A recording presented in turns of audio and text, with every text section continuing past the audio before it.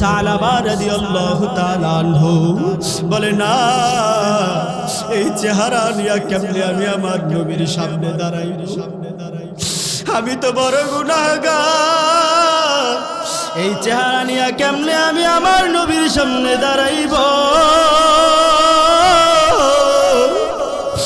আমাকে যদি মদিনায় নিতেই হয়, কয়েদখানার আসামিদেরকে যেমনে হাত পাও বাইদা কয়েদখানার মধ্যে নিয়ে যায়, আমার হাতের মধ্যে রশি লাগায়া এরপরে আমাকে আমার নবীর কাছে নিয়ে চলো।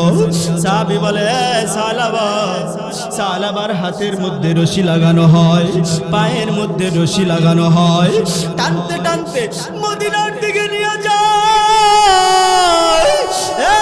সালাবা মদিনার মধ্যে ঢুকে রাখি, ডাক দিয়া বলে, ভাই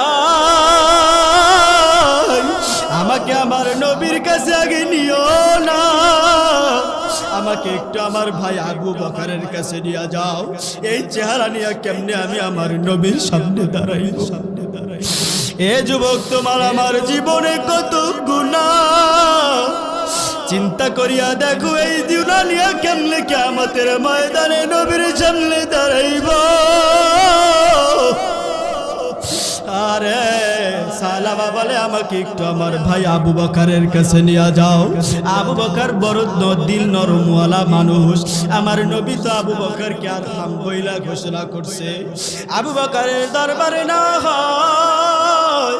আবু বকর ডাক দিয়া বলে, আমার দরবার থেকে তুমি বের হইয়া যাও, যেহেতু তুমি গুনাহ করিয়া ফালাইছো, আমার দরবার থেকে তুমি